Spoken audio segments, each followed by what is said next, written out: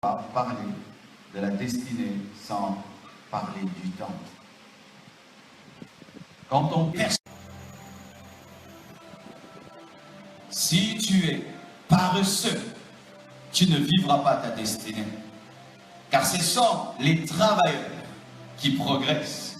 Ce sont les personnes qui acceptent de faire leur part dans leur destinée qui progressent. Car même si Dieu veut que tu puisses sortir de l'Égypte, il ne va pas te prendre de force, c'est toi qui vas marcher. Alléluia. Lui va veiller que tes chaussures ne puissent pas s'user, que tes vêtements ne puissent pas s'user, mais c'est à toi de bouger tes pieds pour te retrouver dans Canaan, ta part. La destinée n'est pas quelque chose qui s'impose à toi sans collaborer avec ta volonté. Dieu te dit, je veux ceci, mais toi aussi tu dois vouloir et tu dois y travailler, y travailler, y travailler. Dieu te dit que tu finiras ta vie dans une nation qui parle anglais. Eh bien, commence à essayer même à dire bonjour en anglais. Le Seigneur te dit que tu vas fréquenter un certain milieu, mais commence même à t'éduquer en fonction de ce milieu-là. C'est pourquoi même les missionnaires, lorsqu'ils sont préparés pour influencer une nation, travaillent à connaître la culture, mais n'est pas encore venu auprès de vous. Il connaît vos avenues, il connaît vos villes, il sait comment vous vivez, vous vous comportez. Avant même d'arriver, il fait l'effort de faire un pas. Aujourd'hui, le mariage même dans les églises est devenu un sujet très important, et c'est vrai. Mais souvent, je remarque que les femmes ne travaillent pas à se préparer au mariage, les célibataires ne travaillent pas à se préparer au mariage. Lorsque même on met des enseignements pour vous, pour que vous soyez enseignés, vous refusez, mais vous voulez vous retrouver dans le foyer et bien faire les choses. Si pour même piloter un avion, les gens prennent du temps et des temps et des temps pour être formés, tu penses que pour le mariage, tu n'as pas besoin de formation, je t'assure que tu te trompes. Tu te trompes. On apprend à être un bon mari, on apprend à être une bonne femme. C'est pourquoi vous allez remarquer que dans les familles où les filles sont bien éduquées, les gens aiment aller se marier là-bas. Pourquoi? Parce qu'il y a la destinée, mais il y a la préparation par rapport à la destinée. Seigneur a dit que j'aurai un bon foyer. Gloire à Dieu. Est-ce que tu sais ce qu'est pardonner? Est-ce que tu sais ce que se soumettre? Tu sais qu'est-ce que l'humilité? Tu sais qu'est-ce qu'être un homme responsable? Est-ce que tu sais ces choses? Est-ce que tu sais comment on peut prendre soin d'une maison, prendre soin des enfants, prendre soin d'un mari, prendre soin d'une femme, toi qui veux te marier? Si tu ne marches pas vers ta destinée, la destinée va te surprendre et tu vas échouer. C'est l'homme qui se prépare, qui sait saisir les opportunités. Lorsque tu ne te prépares pas, même si Dieu veut te bénir, il va te trouver non préparé. David a fait un pas vers la royauté. Il n'a pas commencé par être roi. Il a commencé par s'approcher du trône, jouer la musique à côté du roi pour savoir comment est-ce que le trône fonctionne. Et un jour, il s'est assis sur le trône, mais au début, il regardait le trône et il jouait la harpe à côté du trône. Dans l'une des églises dans lesquelles je suis souvent invité, la première chose que j'ai fait dans cette église, je chantais pendant qu'un autre homme de Dieu faisait le service. C'était ce que je faisais. Je conduisais l'adoration, lui priais pour les malades, chassais les démons. On ne m'a même pas donné le droit de chasser les démons, de prêcher, ni de saluer l'église. J'étais derrière lui, alors que Dieu m'avait déjà oint. J'étais derrière lui, lui chassait les démons. Moi, je chantais. Mais aujourd'hui, si je veux prêcher dans cette église chaque année, je prêcherai. Mais j'ai accepté de commencer à côté de la chair. Alléluia. Et tu en marches. Lorsque même Dieu t'appelle au ministère, mon frère, tu dois accepter de marcher vers la formation. Car lorsque Jésus-Christ voulait utiliser les apôtres, il les a attirés d'abord vers lui pour être formés. Tu as un appel. Est-ce que tu acceptes d'être formé? Est-ce que tu lis des livres? Est-ce que tu lis? Est-ce que tu lis? Dieu m'a dit, il va puissamment m'utiliser, mais tu ne connais rien. Qu'est-ce que tu vas dire aux gens? On ne vomit que ce qu'on a mangé. On ne vomit que ce qu'on a mangé. On ne vomit que ce qu'on a mangé. Tu dois marcher. Tu dois t'avancer vers. Et lorsque tu t'avances vers, tu prouves que tu crois que ça existe. Car celui qui ne s'avance pas vers ne croit pas. Ainsi, tu peux connaître la foi d'un homme dans sa préparation. Un homme qui se prépare sérieusement croit en son futur. Et quand un homme est négligent dans sa formation, dans sa préparation, il ne croit pas en son futur. Alléluia. Marcher. Tous les jours, marcher. Et je me souviens, lorsqu'on avait commencé l'église, mes frères et sœurs, quand je ne pouvais même rien ajouter à l'église, j'achetais même un pot de fleurs. Un pot de fleurs et je le mettais à l'église. Et en ce temps-là, on n'avait pas les moyens même d'acheter des vases comme ceci. C'était des pots de fleurs, c'était des batteries des voitures réutilisées. Amen. Hein? C'est ce qu'on mettait à l'église. Et j'étais content. Au moins, il y avait quand même quelque chose de nouveau. Et si je ne pouvais pas acheter 10 chaises blanches, je pouvais acheter même un banc. Et puis encore un deuxième banc. Et puis un troisième banc. Et puis un quatrième banc. Et chaque fois que les bancs s'ajoutaient, les hommes s'ajoutaient. Fais un pas, marche. Étudie. Le Seigneur t'a dit qu'un jour tu seras haut placé dans ce pays, mais donne-toi la peine d'étudier. Donne-toi la peine d'étudier, d'aller à l'université. Donne-toi la peine d'étudier, de remplir ta tête. Car ce n'est pas parce que nous sommes des chrétiens que nous ne devons pas étudier pour diriger ce pays. Alléluia. Oh, Dieu élèvera un jour un chrétien à la tête de ce pays. Si ce chrétien est rempli de parler en langue, il ne connaît rien, je ne vais pas le voter. Un païen, il maîtrise l'économie, il maîtrise les choses très très bien, la diplomatie et tout. Et toi, tu es chrétien, tu sais seulement parler en d'autres langues. Je ne vais pas te voter. Je vais voter le païen. Toi, tu vas créer la guerre. Alléluia. Marchez vers. Quand tu étudies, tu marches vers ta destinée. Lorsque tu acceptes d'être au pied de ton pasteur, tu marches vers ta destinée. Alléluia. Lorsque Dieu te met au pied d'un homme de Dieu, assis-toi bien, tu marches vers ta destinée. La plus grande école biblique, c'est s'asseoir au banc. C'est s'asseoir au banc. Parce que tu peux aller chez un théologien, il va te parler de la croissance de l'église, lui-même n'a même pas une église. Il ne sait même pas que diriger une église, mais il va te dire point 1, point 2, point 3, point 4. Mais il ne connaît pas comment on fait. Acceptez de vous asseoir et d'être formé. Acceptez d'étudier. Acceptez d'apprendre. Et même poser des questions à ceux qui font ce que vous ne faites pas. S'approcher vers ta destinée. C'est s'approcher aussi de ceux qui réussissent dans leur destinée. Alléluia. Approche-toi d'Élie. Et tu auras l'onction si tu es Élisée. Mais si tu refuses de t'approcher d'Élie, ton onction prophétique, tu ne l'auras pas. Car même si tu dois avoir le double, tu dois avoir d'abord la première dose pour qu'elle soit multipliée. Tu ne peux avoir le double de l'esprit qui est sur Élie si tu n'as pas d'abord la première dose qui est sur lui-même.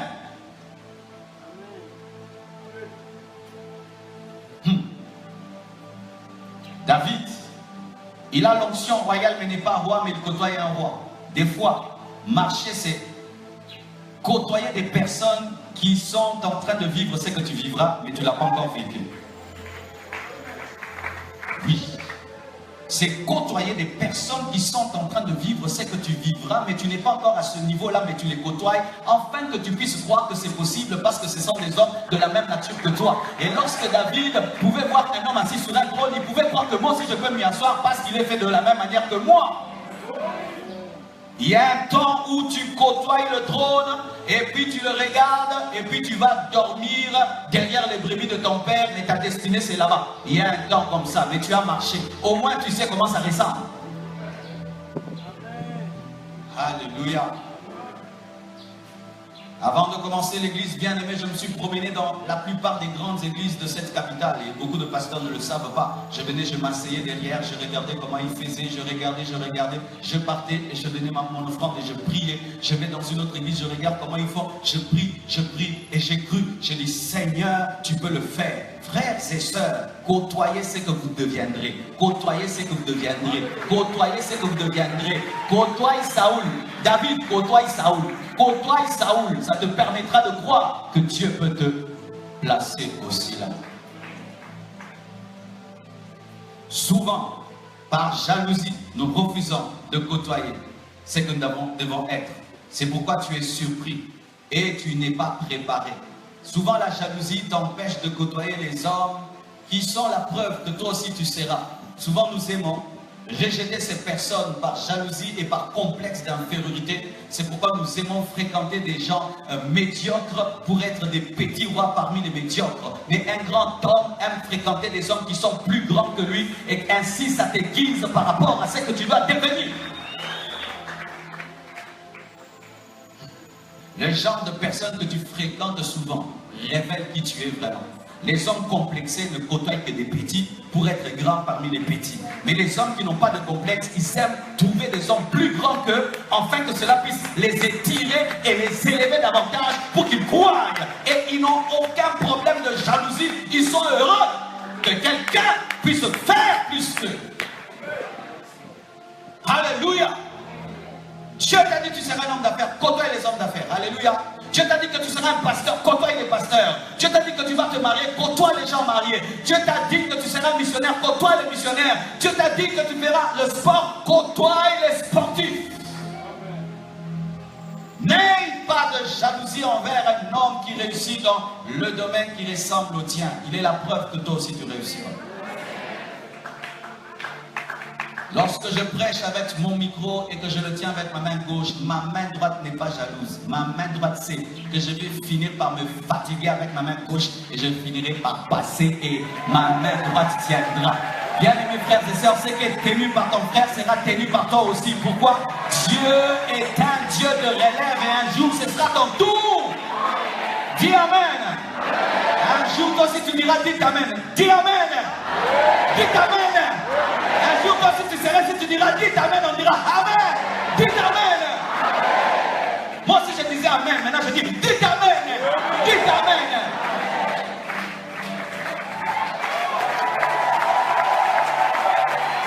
Yes.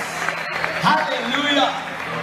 Moi aussi j'allais dans les cultes, on m'imposait les mains, je tombais, on m'imposait, je tombais, on m'imposait, je tombais. Moi si je t'impose, tu tombes. Toi aussi tu te lèveras, tu imposeras aussi, les gens tomberont. Et ça continuera ainsi. Fréquente les hommes d'onction, toi qui es appelé à l'onction. Fréquente les hommes des miracles, toi qui es appelé au miracle. Marche, marche, marche, marche vers, marche vers, marche vers. Marche vers. Laisse-toi attirer par les choses qui te ressemblent. Marche vers. Voyez, la reine de Séba, elle entend qu'un autre roi a une sagesse supérieure. Elle fait quoi? Elle va le chercher. Ça l'a diminué? Ça ne l'a pas diminué. Elle est entrée dans l'histoire. Car si elle n'avait pas côtoyé Salomon, elle n'allait pas entrer dans l'histoire. Elle est entrée dans l'histoire. Attirée par. Et je ne sais pas si ça t'arrive. Mais moi, je ne supporte pas la monotonie. La monotonie me tue. Le statu quo me tue. Tout ce qui stagne, je ne supporte pas. Pourquoi? Là où il y a la stagnation, il y a la mer morte. Et là où il y a la mer morte, il y a des microbes, et des bactéries, et des crapauds. Mais là où il y a le Jourdain qui coule, il y a la vie. Chaque fois que tu stagnes, tu es la mer morte et tu vas attirer la mort. Tu priais 30 minutes, tu commences même à prier 45 minutes, au moins tu as avancé. Alléluia. Tu n'étais que 10 jours, maintenant 21 jours, tu as avancé. Alléluia. N'est-ce pas que tu as la force aujourd'hui? Est-ce que tu pouvais croire que mangeant que des légumes, tu peux avoir la force comme ça? Tu as avancé. Tu ne priais pas la nuit, tu commences à prier la nuit. Tu te rends compte que Dieu règne même dans la nuit. Que la nuit n'est pas seulement au diable, elle est d'abord à Dieu, parce que c'est Dieu qui a créé le temps. Alléluia. Tu dois grandir. Tu ne lisais pas un chapitre, tu commences à lire un chapitre par jour. L'année prochaine, 2 chapitres de la Bible. Et puis tu commences à finir. Tu commences à lire des livres. Et tu finis des livres. Et tu lis un autre livre. Et tu finis. Chaque année, tu grandis. Tu marches. Tu crois. Même Jésus en a parlé de sa croissance. Il croissait en stature, en sagesse, en grâce. Jésus grandissait. Car Celui qui meurt à la croix ne peut pas avoir 12 ans. Celui qui meurt à la croix ne peut pas avoir 12 ans, même s'il est le Fils de Dieu, il doit être mature, il doit grandir, parce qu'il faut une offrande totalement mûre. Il faut que l'agneau puisse avoir un an de maturité. Marchez vers, marchez vers. Voyez Jésus, lorsque seulement le temps de Dieu est arrivé, qu'est-ce qu'il a fait? Directement, il va dans le désert. Jean-Baptiste le baptise au Jourdain. Il va dans le désert plutôt. Il va chez Jean-Baptiste. Jean-Baptiste le baptise dans le Jourdain. Il va dans le désert. Il finit le désert. Il entre dans le temple. Il confirme la parole sur lui. Il commence à appeler les apôtres. Il les appelle. Il prêche à gauche et à droite. Il meurt. Il ressuscite. Il va à la droite de Dieu le Père. Il envoie le Saint-Esprit. Jésus est en train de travailler. Il intercède pour toi. Et toi, tu... Alléluia. Et toi, tu ne fais rien alors que tu n'es qu'un fils de Dieu par adoption. Retrousse tes manches et bosse. Bosse. Si tu ne peux pas faire, écris ce que tu feras. Au moins tu l'as déjà écrit, tu as avancé. Car il y a la différence entre celui qui dit je ferai et celui qui a écrit ce qu'il fera. Dieu a déjà écrit l'Apocalypse, ce n'est pas encore fait, mais il a déjà écrit. Il a déjà écrit ses projets, mais l'enlèvement n'a pas encore eu lieu, mais Dieu l'a écrit. Toi aussi écris tes projets. Si tu ne peux pas les accomplir, écris-les de manière ordonnée. Et un jour, tu vas rencontrer un homme qui va financer tes projets et il va te trouver sérieux parce que tu as déjà écrit. Il faut marcher, marcher, marcher, marcher vers. J'ai déjà dessiné le temple, bien-aimé, mais je ne suis pas architecte, je l'ai déjà dessiné. Pourquoi? Pour que l'architecte construise bien, il faudrait qu'il te trouve déjà avec une vision claire, sinon, il va te mettre les toilettes là où tu veux le bureau.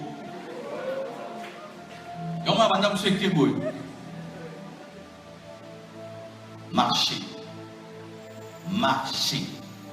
Tu sais, quand tu es une cible mobile, on ne sait pas te calculer. Mais quand tu es statique, on peut te calculer. Quand le diable veut tirer ici, je suis ici.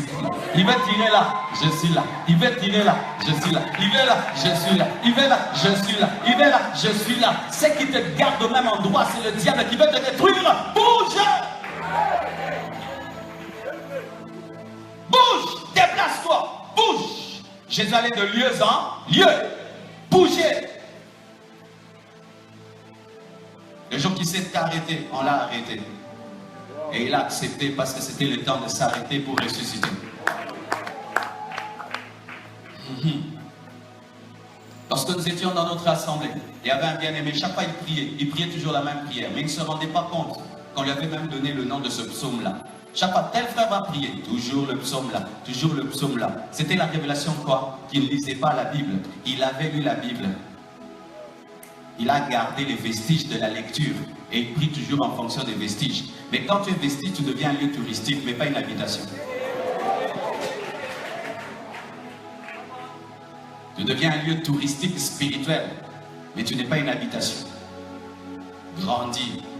Et pour grandir, tu dois faire le bilan de ta vie chrétienne. Tu dis sincèrement devant Dieu, est-ce que je grandis? Combien de livres j'ai lu l'année passée et que j'ai maîtrisé? Combien de livres de la parole j'ai lu et que j'ai maîtrisé? Est-ce que je crois? Est-ce que je crois?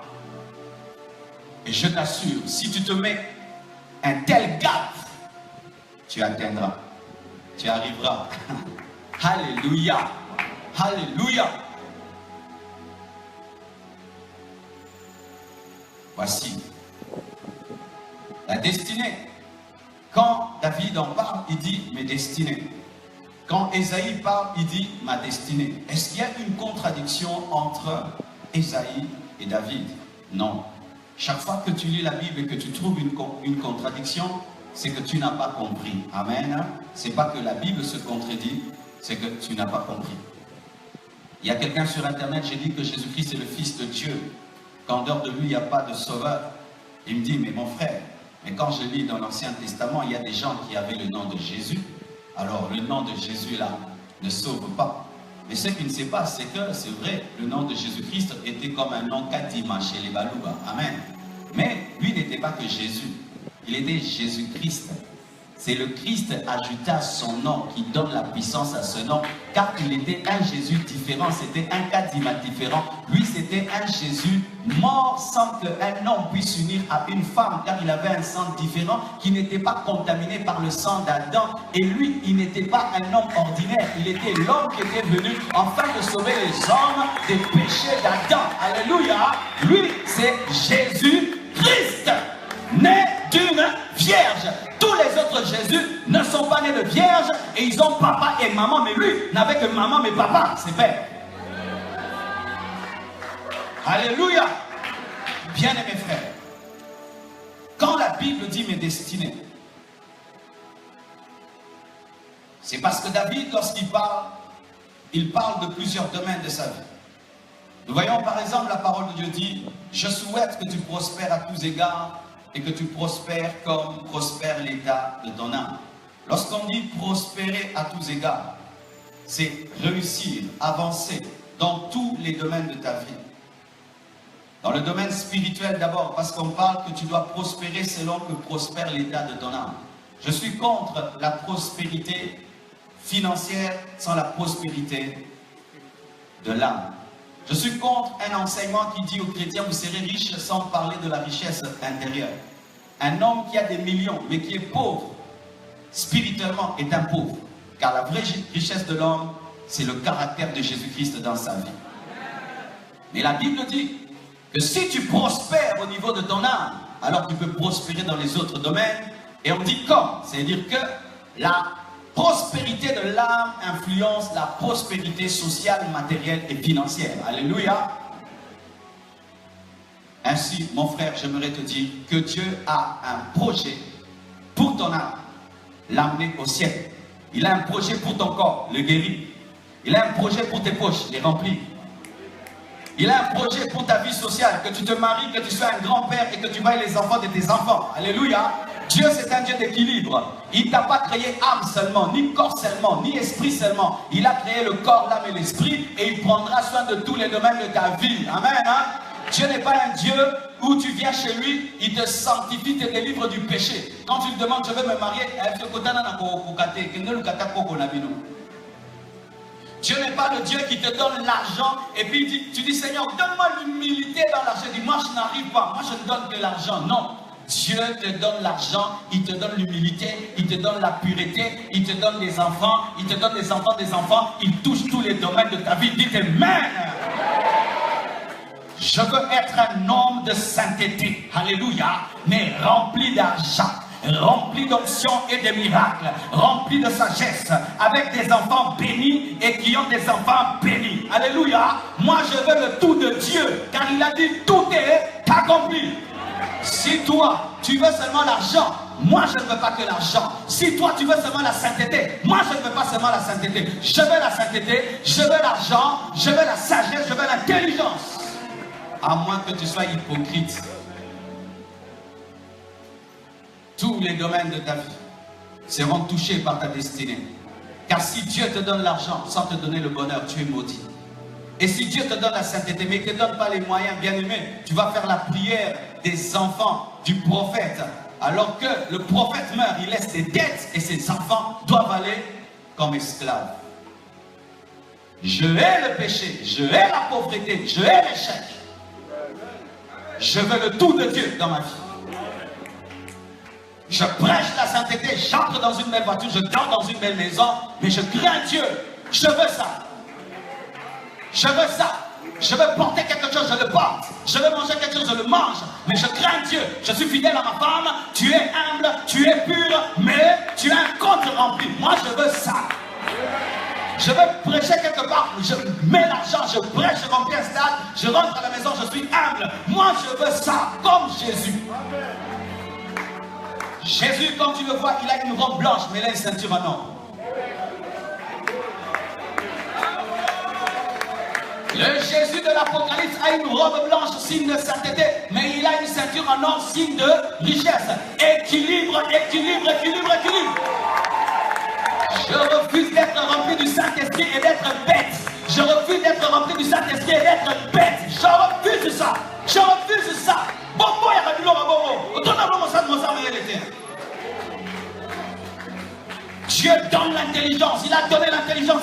Non, il peut te donner l'intelligence.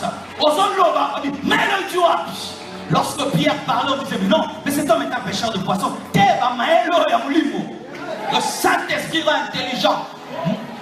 Moi, je ne crois pas en ces doctrines-là. Depuis que je prie, je suis devenu bête. Hein? Non, non, non, non, non. Moi, je ne crois pas en ça. Depuis que je prie, je maîtrise la mathématique. Je maîtrise la chimie. Je maîtrise le droit. Moi, je suis contre ces choses-là.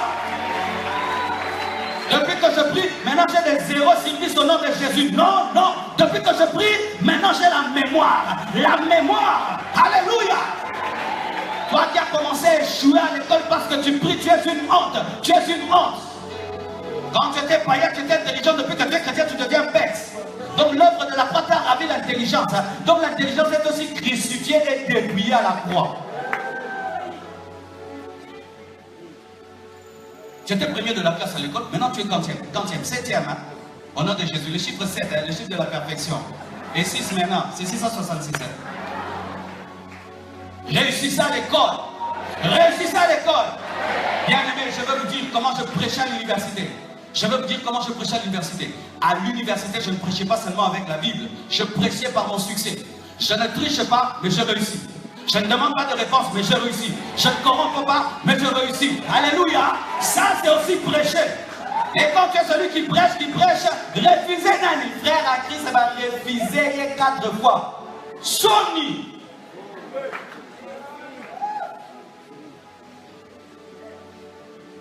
Frère, sœur, lorsque Dieu a voulu écrire la loi, il a cherché qui? Moïse.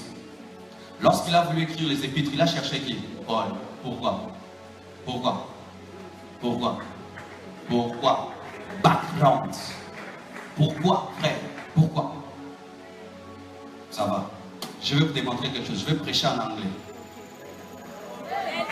Brother, I tell you now, the Holy Spirit touch you.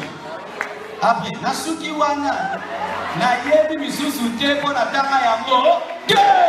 Moi, je sais que quand tu as ce qui n'a pas fait quand tu as yo kanzi mathématique yo kokota yo kaka boye tanga mathématique Saint-Esprit kokoti ça tanga géographie Saint-Esprit kokoti ça tanga biblique Saint-Esprit kokoti ça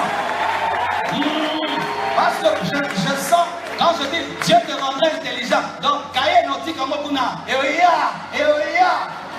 comme certains vous n'étudiez pas, Dieu dis-moi, qu'est-ce que le professeur va dire demain? Révèle-moi, Dieu n'est pas un tricheur, Dieu n'est pas un tricheur, Dieu n'est pas un tricheur, Dieu n'est pas un tricheur.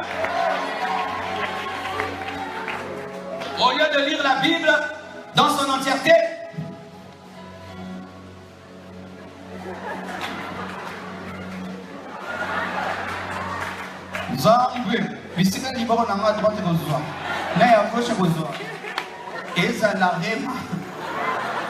il y a quelqu'un qui a fait ça. Tu sais ce qui est arrivé? La main gauche était sur Judas, Allah et ses bandits. Et puis la main droite, va toi aussi faire des mêmes. Là, dit au nom de Jésus, esprit de mort, non? Comment la doctrine qui non? Souka, Zambalorelio, Koufa Sibora Sajida. Lisez la Bible de Genèse, Apocalypse, même dans les agendras, tu lis, tu arrives à Apocalypse, même si tu ne comprends pas tout, tu lis, le Saint-Esprit va te révéler parce que tu t'es donné la peine de lire.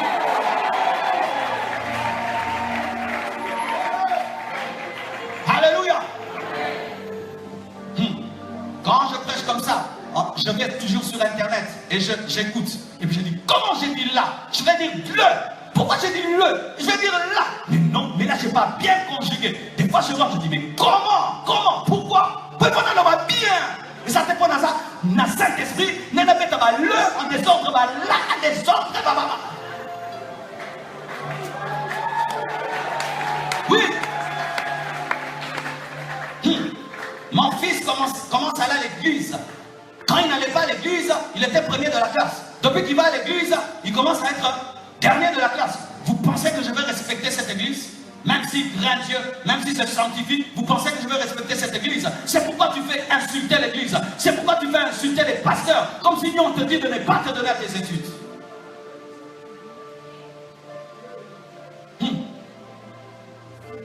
Nous tous, on ne sera pas des pasteurs.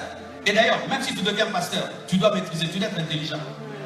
Sinon, l'église de l'Église Maël, il y a un pasteur, ses fidèles étaient plus intelligents que lui, ils l'ont baptisé 2 fois. Il dit, pasteur, on a reçu la révélation qu'il faut être baptisé au nom du Père, du Fils et du Saint-Esprit. On a rebaptisé le pasteur. Après le baptême, il dit, là, c'est tout qui est, beaucoup singa.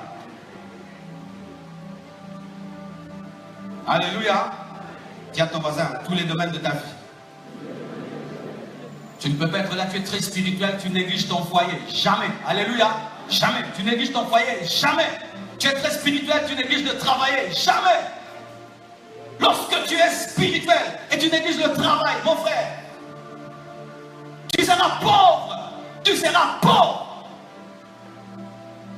Lorsque tu es spirituel, tu négliges ta santé. Bien-aimé, tu auras un problème avec les moustiques. Parce que ce n'est pas le Saint-Esprit qui viendra curer ton caniveau. Ce n'est pas le Saint-Esprit qui viendra veiller sur tes draps. Ce n'est pas le Saint-Esprit qui va veiller sur ton esprit. Ce n'est pas le Saint-Esprit. Tous les domaines, Dieu veut que tu puisses être équilibré. Ça fait un bout de temps, je me suis mis au sport, bien aimé. J'avais atteint 92 kilos. Et je vous assure, quand je prêchais, des fois j'avais des douleurs au niveau de mon cœur. Et aujourd'hui, je peux prêcher 3 cultes sans problème. Et puis même un 4e culte sans problème. Lundi, je fais du sport 2 heures du temps. Alléluia. Pourquoi? Le corps, c'est un instrument de travail. Là où mon corps s'arrête, mon ministère s'arrête.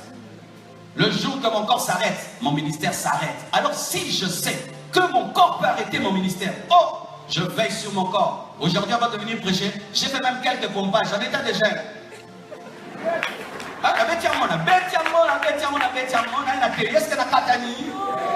Souffle.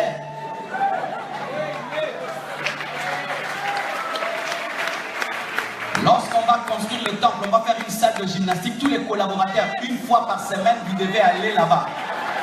Je vous dis, obligatoire, tu dois aller là-bas. Tu dois aller là-bas, vraiment, moi-même, je viens, je te coach. Oh, dis Amen. Oh, demandez au pasteur Bishop, c'est moi son coach de sport. D'autres sont venus, vous avez fui, vous devez revenir. Tous les domaines de ta vie, et je t'assure, tu es rempli de l'esprit, tu es en bonne santé, tu te sens bien, bien, bien, et tu manges tes légumes. Oh, complet. Au sentir présence à Saint-Esprit, à ma ange, chaque fois qu'il y a un déséquilibre, il y a une douleur. C'est pourquoi si pendant seulement 10 minutes, tu te dresses seulement sur un de tes pieds, tu vas sentir une douleur parce que Dieu n'a pas prévu que tu sois sur un seul pied. Il a prévu un équilibre entre 2 pieds. Et chaque fois qu'il y a un déséquilibre dans ta vie, il y aura une douleur. Pourquoi? Le domaine que tu prends au sérieux va trop supporter le domaine que tu ne prends pas au sérieux. Tous les jours, tu exerces ta main droite et tu négliges ta main gauche. Qu'est-ce qui va se faire? Tu seras penché et ce ne sera pas beau. Tout déséquilibre est une laideur. Alléluia. Et voici mes frères. Lorsque David dit mes destinées, il est aussi en train de révéler ceci. C'est qu'il y a une destinée individuelle. Il y a une destinée familiale. Il y a une destinée nationale. Il y a une destinée continentale. Il y a une destinée de l'église locale et une destinée du corps du Christ. Nous voyons dans la Bible une destinée individuelle, celle de Joseph, devait être plus grand que ses frères. Et tu as une destinée individuelle, personnelle. Même si tu es dans une famille de 30 personnes, il y a une destinée précise sur toi. Dis ça à ton voisin, il y a une destinée précise sur toi. Regarde ton voisin, tu vas remarquer une chose. Ses yeux sont des yeux, mais ils sont différents de tes yeux, n'est-ce pas? Comment Dieu peut, au travers des mêmes éléments, faire des choses différentes, mais des milliards et des milliards de fois? Na mis yo mis, na zolo yo zolo, na munoro yo munoro, na min yo min. Parce que Dieu veut que les choses soient particulières. Même les feuilles ne se ressemblent pas. Alléluia.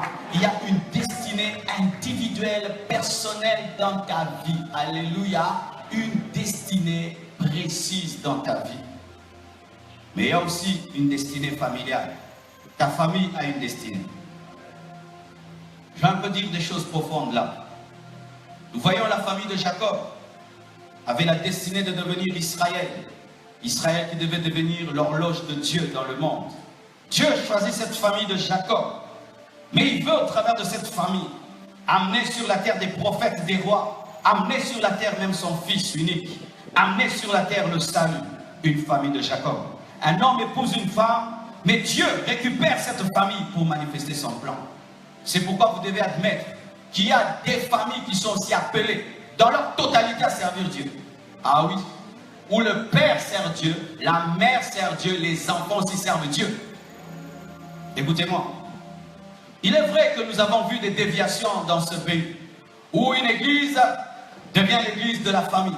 Mais ce n'est pas pour autant que nous devons nier la parole de Dieu. Il y a des familles sur lesquelles il y a un vrai appel de Dieu. Tu vois, le père a l'onction, la mère a l'onction, les enfants ont l'onction. Alors, Bobo, si l'enfant d'un avocat devient avocat, il n'y a pas de problème. Mais si l'enfant d'un pasteur devient pasteur, c'est un problème. Si dans une famille, il n'y a que des médecins, comme j'ai une famille, mes cousins comme ça, leur père est médecin, et puis eux sont des médecins, il n'y a pas de problème. Mais si un homme est un pasteur, ses enfants des pasteurs, et des pasteurs, il y a problème. Quel est le problème? Si quand moi je te prêche, tu entends, tu penses que quand je prêche à mon fils, il n'entend pas? Si quand je prie pour toi, tu reçois l'onction. Si je prie pour Orak, il n'aura pas l'onction. Donc, le ciel va pas binoba, il va les arrêter.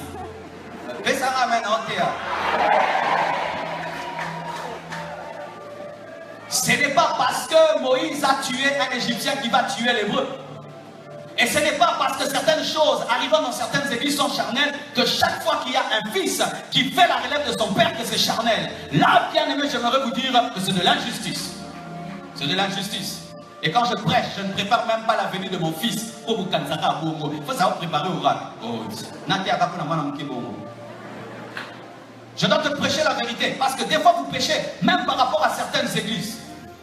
Quand le fils d'un pasteur a l'onction, il a la parole, plus de maturité même que les collaborateurs. Bachana, Bachana, Bachana, Bachayo. Il y a encore cette vision pour moi, Bachana. Pourquoi mon collaborateur? Pourquoi mon collaborateur? Et ça lit pas. Les enfants d'Aaron ont remplacé Aaron. Josué n'a pas remplacé Moïse. Ça veut dire ceci. Des fois, un leader spirituel est remplacé par un fils spirituel, mais des fois, un leader spirituel a comme fils spirituel son propre fils. Ne vous précipitez pas à juger des choses si vous n'avez pas compris l'onction. Parce que lorsque l'onction se transmet, ça peut toucher soit les fils spirituels, soit toucher un fils qui est fils spirituel. Vous voulez donc que les enfants des pasteurs soient des païens pour que vous insultez aussi les pasteurs. C'est ça encore, c'est ça encore. Lui est un grand homme de Dieu. Regarde ses enfants des voyous. Maintenant, s'ils deviennent des prédicateurs, regardez combien de familles. Vous connu. Ça va pas pagar le problème. Par contre, côté un problème. Vous ma paix. Et ça m'amène. Je dis, yo, moi, sinon, à terre, un problème. Il y a un à terre, combien de familles? Vous demandez ma paix. Il y a eu à terre, il y a un à terre, à terre. Give me a man a preacher.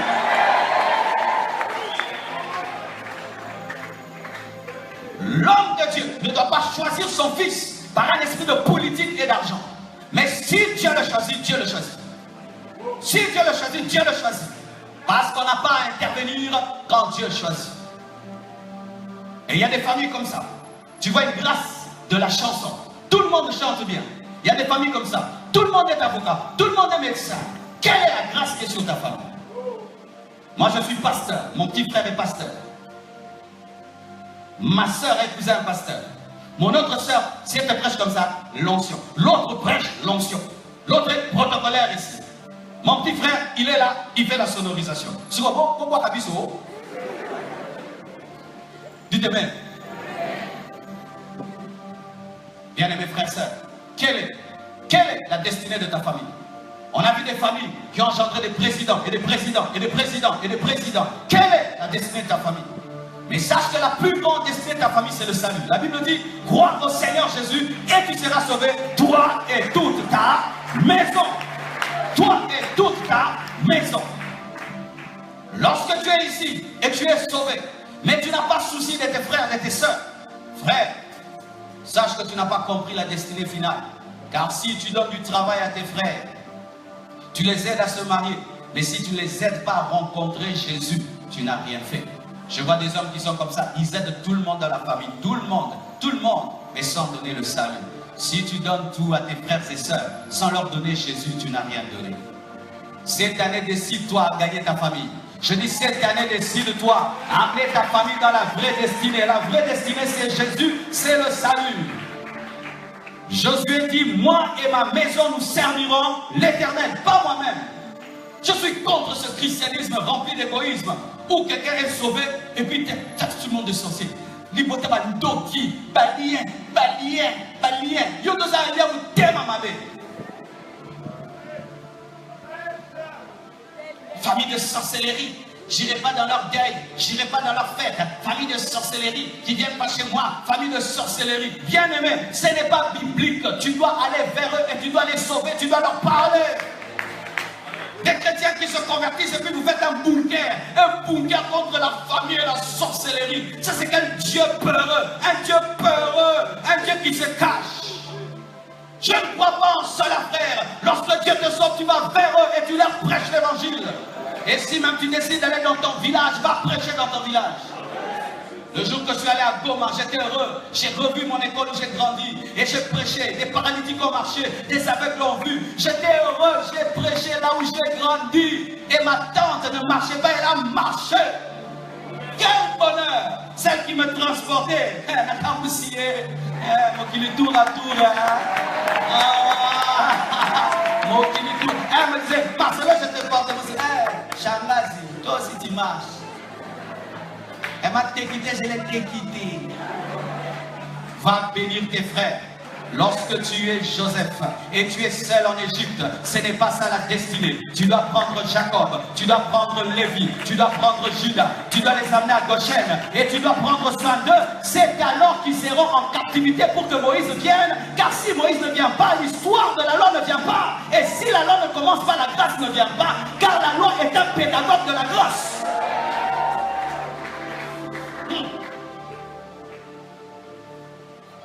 Ta famille, il y a un plan sur ta famille. Il y a une gloire sur ta famille.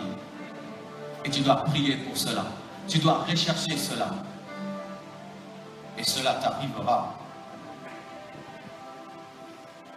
Il y a aussi la destinée de la nation.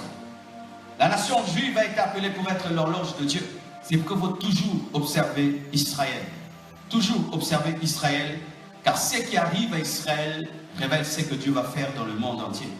Et ces derniers temps, vous savez, n'est-ce pas, que les Juifs sont en train de chercher à rebâtir le temple de Salomon. Amen. Et il paraît qu'ils ont retrouvé l'arche, ils ont retrouvé les ustensiles du temple, ils veulent rebâtir. Mais sachez qu'il est écrit dans la parole de Dieu que l'Antichrist entrera dans le temple. Donc c'est le temple rebâti dans lequel il entrera. Et s'ils veulent rebâtir, donc l'Antichrist est proche. Et si l'Antichrist est proche, donc Jésus est proche, car l'enlèvement aura lieu avant l'Antichrist. Vous imaginez un homme épouse une femme, ils fondent une famille, mais Dieu dit ce sera mon horloge. Vous allez engendrer une nation qui est mon horloge. Frères et sœurs, j'aimerais vous dire que même le Congo a une destinée. Les Congolais ont une onction de voyage. Même au pôle Nord, tu vas trouver un Congolais. Les Congolais, même si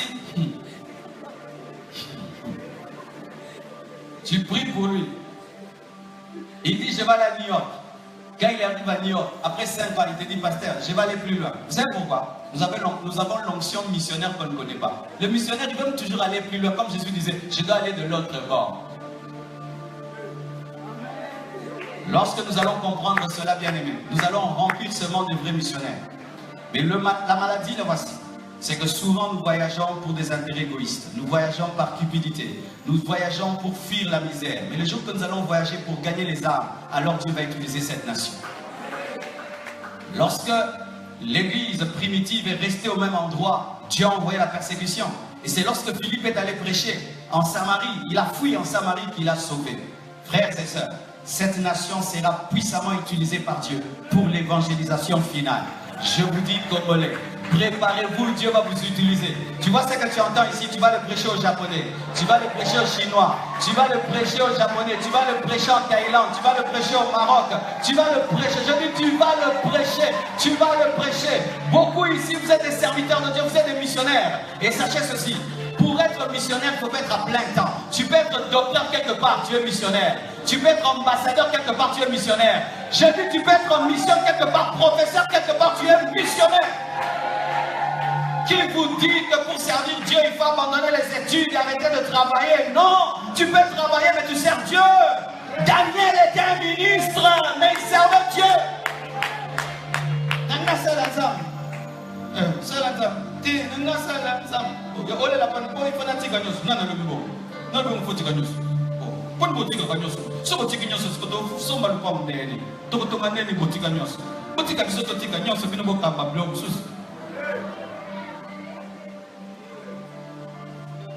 Si tout le corps devient le cœur, ce corps est malade, même si le cœur est important.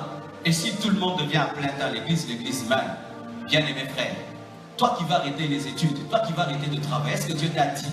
On t'a dit que pour servir Dieu, il faut arrêter d'étudier, il faut arrêter de travailler. Non, tu peux être un homme d'affaires, tu sers Dieu. Tu peux être une femme d'affaires, tu sers Dieu. Tu peux être un politicien, tu sers Dieu. Quand je veux prêcher à des députés, qui va m'amener là-bas? Un député. Si je veux prêcher à des sénateurs, qui va m'amener au Sénat? Un sénateur. Si je veux prêcher à des médecins, qui va m'amener là-bas? Un médecin. Si vous voulez sur votre pasteur. Bientôt, je vais aller quelque part prêcher à des footballeurs. Un footballeur va me payer le billet. Il va tout faire, tout faire. Je vais aller en Belgique prêcher à des footballeurs. Alléluia. Qui m'a emmené là-bas? Un footballeur. C'est seulement un footballeur qui peut dire à ses amis, venez écouter la parole de Dieu. Mais si moi-même je viens, est-ce qu'ils vont venir? Parce que yo a grâce faisable choco ya babu. Nous dit rima mama ah. Bétabal les frères, bétabal et aussi baptisé bétabal. Voilà, je suis en train de prêcher ici, il y a quelques personnes qui m'entendent. Mais lorsqu'un caca marque un but et puis il enlève son polo et c'est écrit Jésus-Christ est roi, le monde entier, France 24, le monde entier le sait. Plus qu'une croisade d'évangélisation de Renard Bonke. Vous devez changer votre conception de l'évangélisation. L'évangélisation aujourd'hui, ce n'est pas seulement le porte à porte, c'est ta vie, ta vie, ta vie, ta vie, ta vie. Si tu es paresseux, tu ne vivras pas ta destinée. Car ce sont les travailleurs qui progressent. Ce sont les personnes qui acceptent de faire leur part dans leur destinée qui progressent. Car même si Dieu veut que tu puisses sortir de l'Égypte, il ne va pas te prendre de force. C'est toi qui vas marcher. Alléluia. Lui va veiller que tes chaussures ne puissent pas s'user, que tes vêtements ne puissent pas s'user, mais c'est à toi de bouger tes pieds pour te retrouver dans Canaan, ta part. La destinée n'est pas quelque chose qui s'impose à toi sans collaborer avec ta volonté. Dieu te dit, je veux ceci, mais toi aussi tu dois vouloir et tu dois y travailler, y travailler, y travailler. Dieu te dit que tu finiras ta vie dans une nation qui parle anglais. Eh bien, commence à essayer même à dire bonjour en anglais.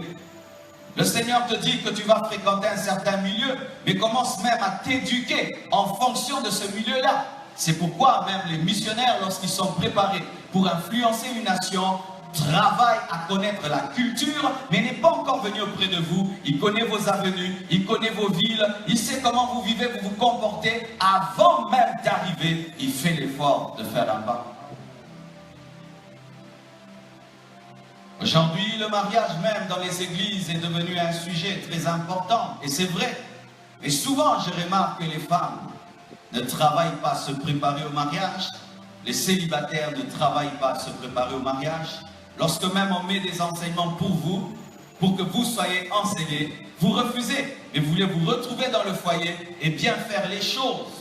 Si pour même piloter un avion, les gens prennent du temps et des temps et des temps pour être formés, Tu penses que pour le mariage, tu n'as pas besoin de formation. Je t'assure que tu te trompes. Tu te trompes. On apprend à être un bon mari. On apprend à être une bonne femme.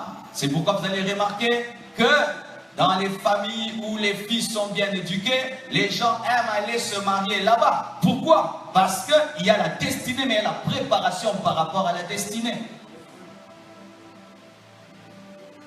Seigneur a dit que j'aurai un bon foyer.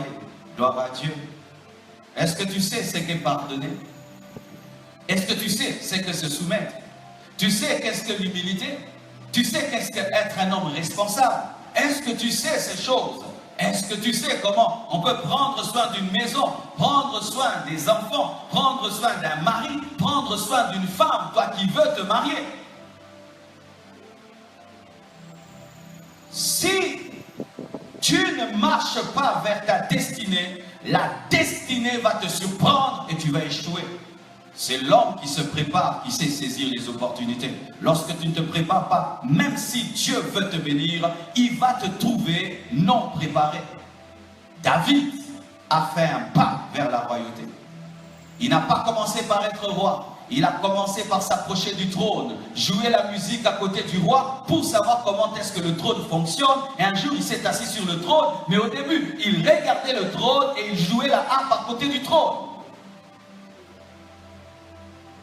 Dans l'une des églises dans lesquelles je suis souvent invité, la première chose que j'ai fait dans cette église, je chantais pendant qu'un autre homme de Dieu faisait le service. C'était ce que je faisais. Je conduisais l'adoration, lui priais pour les malades, chassais les démons. On ne m'a même pas donné le droit de chasser les démons, de prêcher, ni de saluer l'église. J'étais derrière lui, alors que Dieu m'avait déjà oint. J'étais derrière lui, lui chassait les démons. Moi, je chantais. Mais aujourd'hui, si je veux prêcher dans cette église chaque année, je prêcherai. Mais j'ai accepté de commencer à côté de la chaîne.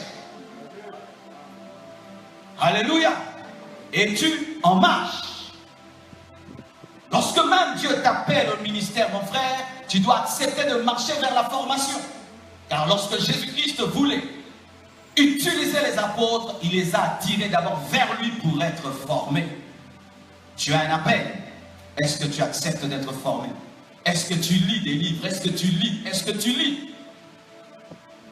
Dieu m'a dit, il va puissamment m'utiliser, mais tu ne connais rien. Qu'est-ce que tu vas dire aux gens? On ne vomit que ce qu'on a mangé. On ne vomit que ce qu'on a mangé. On ne vomit que ce qu'on a mangé. Tu dois marcher. Tu dois t'avancer vers. Et lorsque tu t'avances vers, tu prouves que tu crois que ça existe. Car celui qui ne s'avance pas vers ne croit pas. Ainsi, tu peux connaître la foi d'un homme dans sa préparation. Un homme qui se prépare sérieusement croit à son futur. Et quand un homme est négligent dans sa formation, dans sa préparation, il ne croit pas en son futur. Alléluia. Marcher. Tous les jours, marcher. Et je me souviens, lorsqu'on avait commencé l'église, mes frères et sœurs, quand je ne pouvais même rien ajouter à l'église, j'achetais même un pot de fleurs. Un pot de fleurs, et je le mettais à l'église. Et en ce temps-là, on n'avait pas les moyens même d'acheter des vases comme ceci. C'était des pots de fleurs, c'était des batteries des voitures réutilisées. Amen. Hein? C'est ce qu'on mettait à l'église. Et j'étais content. Au moins, il y avait quand même quelque chose de nouveau. Et si je ne pouvais pas acheter 10 chaises blanches, je pouvais acheter même un banc. Et puis encore un deuxième banc. Et puis un troisième banc. Et puis un quatrième banc. Et chaque fois que les bancs s'ajoutaient, les hommes s'ajoutaient. Fais un pas. Marche. Étudie. Le Seigneur t'a dit qu'un jour tu seras haut placé dans ce pays, mais donne-toi la peine d'étudier. Donne-toi la peine d'étudier, d'aller à l'université. Donne-toi la peine d'étudier, de remplir ta tête. Car ce n'est pas parce que nous sommes des chrétiens que nous ne devons pas étudier pour diriger ce pays. Alléluia. Oh, Dieu élèvera un jour un chrétien à la tête de ce pays. Si ce chrétien est rempli de parlant langue, il ne connaît rien, je ne vais pas le voter. Un païen, il maîtrise l'économie, il maîtrise les choses très très bien, la diplomatie et tout. Et toi, tu es chrétien, tu sais seulement parler d'autres langues. Je ne vais pas te voter. Je vais voter le païen. Toi, tu vas créer la guerre. Alléluia. marcher vers. Quand tu étudies, tu marches vers ta destinée.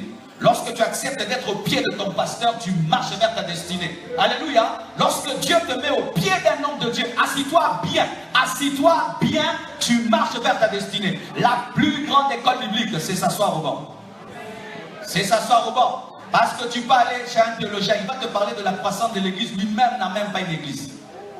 Il ne sait même pas que diriger une église, mais il va te dire point 1, point 2, point 3, point 4, mais il ne connaît pas comment on fait. Acceptez de vous asseoir et d'être formé, acceptez d'étudier, acceptez d'apprendre et même poser des questions à ceux qui font ce que vous ne faites pas. S'approcher vers ta destinée, c'est s'approcher aussi de ceux qui réussissent dans leur destinée. Alléluia. Approche-toi d'Élie et tu auras l'onction si tu es Élisée. Mais si tu refuses de t'approcher d'Élie, ton onction prophétique, tu ne l'auras pas. Car même si tu dois avoir le double, tu dois avoir d'abord la première dose pour qu'elle soit multipliée. Tu ne peux avoir le double de l'esprit qui est sur Élie si tu n'as pas d'abord la première dose qui est sur lui-même.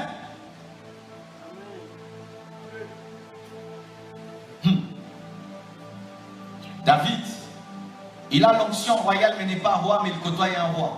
Des fois, marcher c'est côtoyer des personnes qui sont en train de vivre ce que tu vivras, mais tu ne l'as pas encore vécu.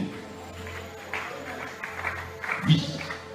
C'est côtoyer des personnes qui sont en train de vivre ce que tu vivras, mais tu n'es pas encore à ce niveau-là, mais tu les côtoies, afin que tu puisses croire que c'est possible, parce que ce sont des hommes de la même nature que toi. Et lorsque David pouvait voir un homme assis sur un trône, il pouvait croire que moi aussi je peux m'y asseoir, parce qu'il est fait de la même manière que moi.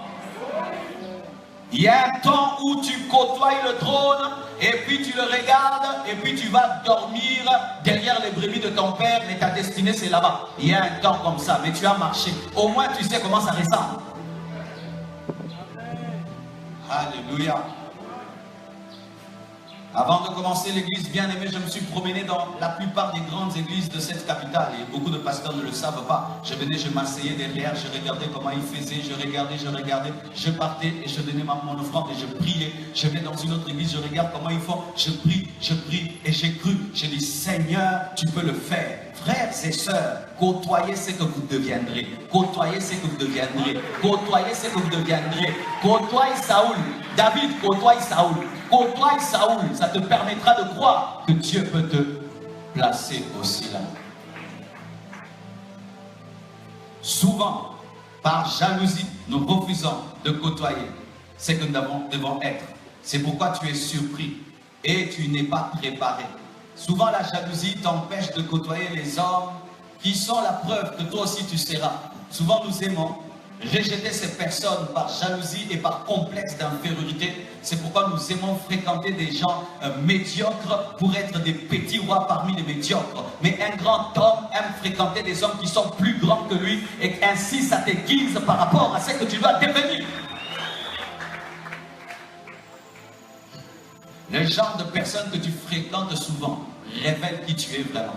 Les hommes complexés ne côtoient que des petits pour être grands parmi les petits. Mais les hommes qui n'ont pas de complexe, ils aiment trouver des hommes plus grands qu'eux, afin que cela puisse les étirer et les élever davantage pour qu'ils croient.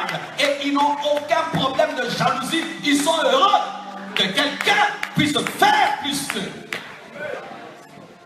Alléluia. Dieu t'a dit que tu seras un homme d'affaires, côtoie les hommes d'affaires. Alléluia. Dieu t'a dit que tu seras un pasteur, côtoie les pasteurs. Dieu t'a dit que tu vas te marier, côtoie les gens mariés. Dieu t'a dit que tu seras missionnaire, côtoie les missionnaires. Dieu t'a dit que tu feras le sport, côtoie les sportifs.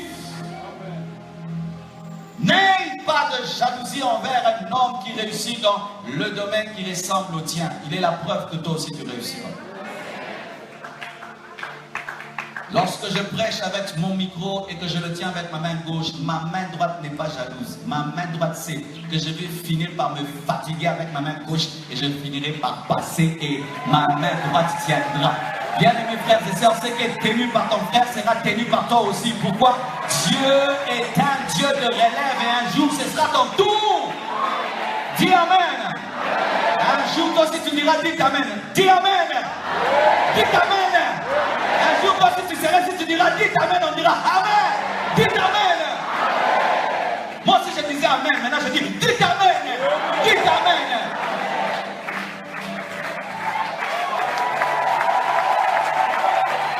Yes. Alléluia. Moi aussi, j'allais dans les cultes, on m'a posé les mains, j'ai tombé, on m'a posé, j'ai tombé, on m'a posé, j'ai tombé. Moi, si je t'impose, tu tombes. Toi aussi, tu te lèveras, tu imposeras aussi, les gens tomberont. Et ça continuera ainsi. Fréquente les hommes d'onction, toi qui es appelé à l'onction. Fréquente les hommes des miracles, toi qui es appelé au miracle. Marche, marche, marche, marche vers, marche vers, marche vers. Marche vers. Laisse-toi attirer par les choses qui te ressemblent. Marche vers. Voyez la reine de Séba. Elle entend qu'un autre roi a une sagesse supérieure. Elle fait quoi? Elle va le chercher. Ça l'a diminué? Ça ne l'a pas diminué. Elle est entrée dans l'histoire. Car si elle n'avait pas côtoyé Salomon, elle n'allait pas entrer dans l'histoire. Elle est entrée dans l'histoire. Attirée par. Et je ne sais pas si ça t'arrive, mais moi, je ne supporte pas la monotonie. La monotonie me tue. Le statu quo me tue. Tout ce qui stagne, je ne supporte pas. Pourquoi? Là où il y a la stagnation, il y a la mer morte. Et là où il y a la mer morte, il y a des microbes, et des bactéries, et des crapauds. Mais là où il y a le Jourdain qui coule, il y a la vie. Chaque fois que tu stagnes, tu es la mer morte et tu vas attirer la mort. Tu priais 30 minutes, tu commences même à prier 45 minutes, au moins tu as avancé. Alléluia. Tu n'es que 10 jours maintenant, 21 jours, tu as avancé. Alléluia. N'est-ce pas que tu as la force aujourd'hui? Est-ce que tu pouvais croire que mangeant que des légumes, tu peux avoir la force comme ça? Tu as avancé. Tu ne priais pas la nuit, tu commences à prier la nuit. Tu te rends compte que Dieu règne même dans la nuit. Que la nuit n'est pas seulement au diable, elle est d'abord à Dieu, parce que c'est Dieu qui a créé le temps. Alléluia.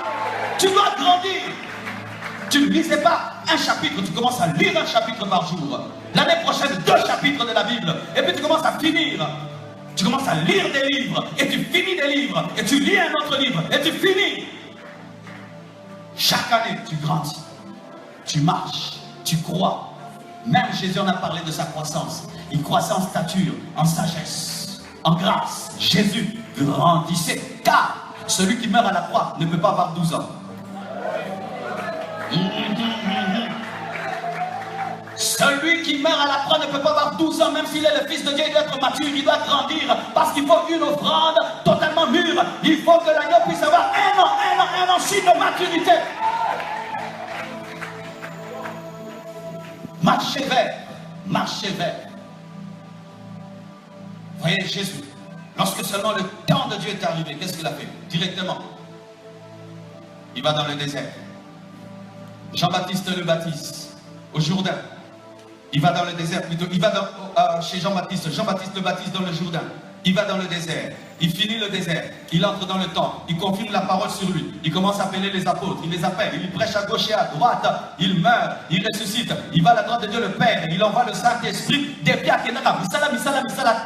Jésus est en train de travailler. Il intercède pour toi. Et toi, tu... Alléluia. Et toi, tu ne fais rien alors que tu n'es qu'un fils de Dieu par adoption. Retrousse tes manches et bosse. Bosse. Si tu ne peux pas faire, écris ce que tu feras. Au moins tu l'as déjà écrit, tu as avancé. Car il y a la différence entre celui qui dit je ferai et celui qui a écrit ce qu'il fera. Dieu a déjà écrit l'Apocalypse, ce n'est pas encore fait, mais il a déjà écrit. Il a déjà écrit ses projets, mais l'enlèvement n'a pas encore eu lieu, mais Dieu l'a écrit. Toi, tu écris tes projets. Si tu ne peux pas les accomplir, écris-les de manière ordonnée. Et un jour, tu vas rencontrer un homme qui va financer tes projets et il va te trouver sérieux parce que tu as déjà écrit. Il faut marcher, marcher, marcher, marcher vers. J'ai déjà dessiné le temple, bien-aimé, mais je ne suis pas architecte. Je l'ai déjà dessiné. Pourquoi? Pour que l'architecte construise bien. Il faudrait qu'il te trouve déjà avec une vision claire. Sinon, il va te mettre les toilettes là où tu veux le bureau.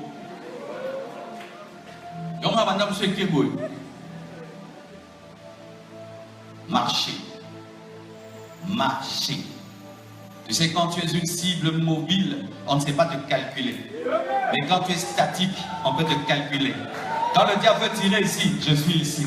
Il veut tirer là, je suis là. Il veut tirer là, je suis là. Il veut là, je suis là. Il veut là, je suis là. Il veut là, je suis là. Ce qui te garde au même endroit, c'est le diable qui veut te détruire. Bouge!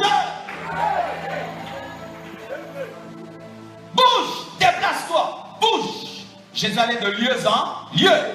Bougez! Le jour qui s'est arrêté, on l'a arrêté. Et il a accepté parce que c'était le temps de s'arrêter pour ressusciter.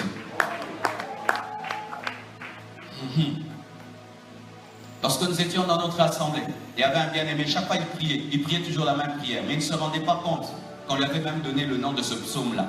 Chaque fois, tel frère va prier, toujours le psaume là, toujours le psaume là. C'était la révélation quoi? Qu'il ne lisait pas la Bible, il avait lu la Bible. Il a gardé les vestiges de la lecture et il prie toujours en fonction des vestiges. Mais quand tu es vestige, tu deviens un lieu touristique, mais pas une habitation. Tu deviens un lieu touristique spirituel, mais tu n'es pas une habitation. Grandis. Et pour grandir, tu dois faire le bilan de ta vie chrétienne. Tu dis sincèrement devant Dieu, est-ce que je grandis? Combien de livres j'ai lu l'année passée et que j'ai maîtrisé? Combien de livres de la parole j'ai lu et que j'ai maîtrisé? Est-ce que je crois? Est-ce que je crois? Et je t'assure, si tu te mets un tel gap, tu atteindras. Tu arriveras. Alléluia. Alléluia. Voici la destinée. Quand David en parle, il dit mes destinées. Quand Ésaïe parle, il dit ma destinée. Est-ce qu'il y a une contradiction entre Ésaïe et David? Non. Chaque fois que tu lis la Bible et que tu trouves une contradiction, c'est que tu n'as pas compris. Amen. C'est pas que la Bible se contredit, c'est que tu n'as pas compris. Il y a quelqu'un sur Internet, j'ai dit que Jésus-Christ est le Fils de Dieu. Qu'en dehors de lui, il n'y a pas de sauveur. Il me dit, mais mon frère, mais quand je lis dans l'Ancien Testament, il y a des gens qui avaient le nom de Jésus. Alors, le nom de Jésus, là, ne sauve pas. Mais ce qu'il ne sait pas, c'est que, c'est vrai, le nom de Jésus-Christ était comme un nom Kadima chez les Balouba. Amen. Mais lui n'était pas que Jésus. Il était Jésus-Christ. C'est le Christ ajouta son nom qui donne la puissance à ce nom. Car il était un Jésus différent. C'était un Kadima différent. Lui, c'était un Jésus mort sans qu'un homme puisse s'unir à une femme. Car il avait un sang différent qui n'était pas contaminé par le sang d'Adam. Et lui, il n'était pas un homme ordinaire. Il était l'homme qui était venu afin de sauver les hommes des péchés d'Adam. Alléluia. Lui, c'est Jésus-Christ, né d'une vierge. Tous les autres Jésus ne sont pas nés de vierge et ils ont papa et maman, mais lui n'avait que maman mais papa, c'est père. Alléluia. Bien-aimés frères, quand la Bible dit mes destinées, c'est parce que David, lorsqu'il parle, il parle de plusieurs domaines de sa vie. Nous voyons par exemple la parole de Dieu dit, je souhaite que tu prospères à tous égards et que tu prospères comme prospère l'état de ton âme. Lorsqu'on dit prospérer à tous égards, c'est réussir, avancer dans tous les domaines de ta vie. Dans le domaine spirituel d'abord, parce qu'on parle que tu dois prospérer selon que prospère l'état de ton âme. Je suis contre la prospérité financière sans la prospérité de l'âme. Je suis contre un enseignement qui dit aux chrétiens, vous serez riches sans parler de la richesse intérieure. Un homme qui a des millions, mais qui est pauvre, spirituellement est un pauvre. Car la vraie richesse de l'homme, c'est le caractère de Jésus-Christ dans sa vie. Mais la Bible dit que si tu prospères au niveau de ton âme, alors tu peux prospérer dans les autres domaines. Et on dit comme, c'est-à-dire que la prospérité de l'âme influence la prospérité sociale, matérielle et financière. Alléluia. Ainsi, mon frère, j'aimerais te dire que Dieu a un projet pour ton âme, l'amener au ciel. Il a un projet pour ton corps, le guérir. Il a un projet pour tes poches, les remplir. Il a un projet pour ta vie sociale, que tu te maries, que tu sois un grand-père et que tu voies les enfants de tes enfants. Alléluia. Dieu, c'est un Dieu d'équilibre. Il ne t'a pas créé âme seulement, ni corps seulement, ni esprit seulement. Il a créé le corps, l'âme et l'esprit, et il prendra soin de tous les domaines de ta vie. Amen. Hein? Dieu n'est pas un Dieu où tu viens chez lui, il te sanctifie, te délivre du péché. Quand tu lui demandes, je veux me marier, Dieu n'est pas le Dieu qui te donne l'argent et puis tu dis Seigneur, donne-moi l'humilité dans l'argent. Il dit, moi je n'arrive pas, moi je ne donne que l'argent. Non, Dieu te donne l'argent, il te donne l'humilité, il te donne la pureté, il te donne des enfants, il te donne des enfants, il touche tous les domaines de ta vie. Dites Amen. Je veux être un homme de sainteté, alléluia, mais rempli d'argent, rempli d'onction et de miracles, rempli de sagesse, avec des enfants bénis et qui ont des enfants bénis. Alléluia. Moi je veux le tout de Dieu, car il a dit tout est accompli.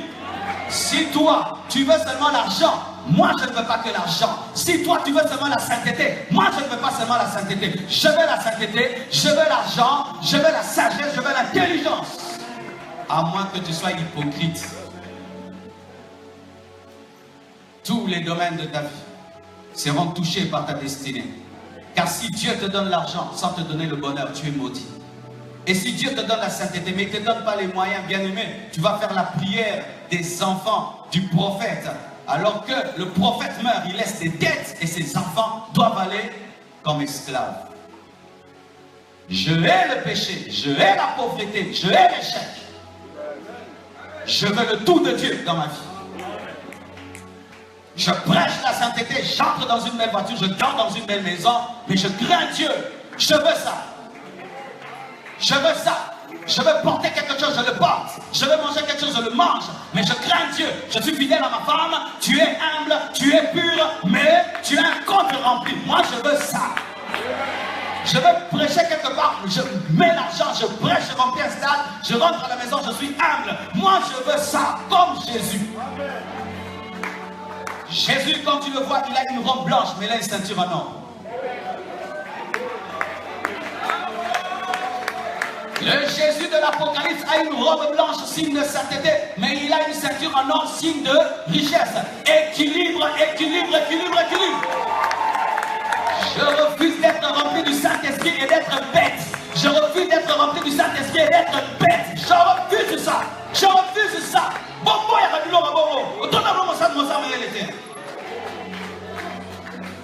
Dieu donne l'intelligence. Il a donné l'intelligence à Salomon. Il peut te donner l'intelligence. Lorsque Pierre parlait, on disait, mais non, mais cet homme est un pêcheur de poissons.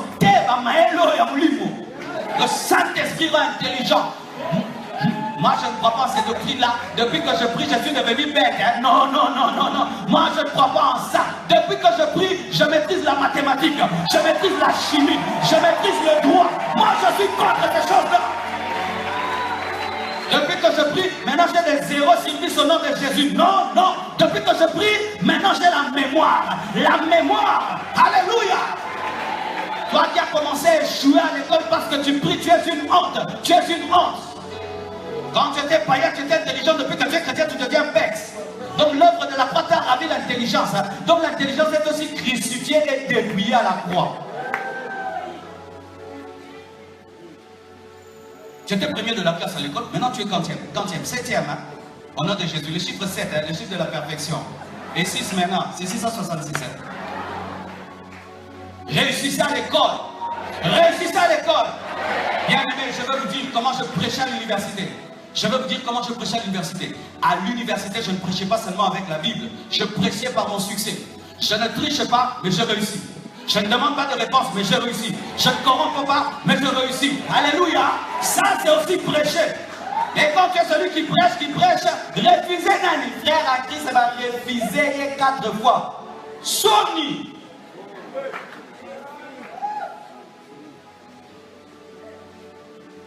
Frère, sœur, lorsque Dieu a voulu écrire la loi, il a cherché qui? Moïse. Lorsqu'il a voulu écrire les épîtres, il a cherché qui? Paul. Pourquoi? Pourquoi? Pourquoi? Pourquoi? Background. Pourquoi, frère? Pourquoi? Ça va. Je vais vous démontrer quelque chose. Je vais prêcher en anglais. Brother, I tell you now, The Holy Spirit touch you. Après, nasuki wana na yebi misusu te pona tanga yango. Moi mo satango, koti sango soki ngape na ke kolukana, koti sango. Yo kanti mathématique yo kokota yo kaka boye. Tanga mathématique Saint-Esprit kokotisa. Tanga géographie Saint-Esprit kokotisa. Tanga bible Saint-Esprit kokotisa. Parce que je sens quand je dis Dieu te rendrait intelligent. Donc cahier nautique en mokuna. Comme certains vous n'étudiez pas, Dieu dis-moi, qu'est-ce que le professeur va dire demain? Révèle-moi, Dieu n'est pas un tricheur, Dieu n'est pas un tricheur, Dieu n'est pas un tricheur, Dieu n'est pas un tricheur. Au lieu de lire la Bible dans son entièreté,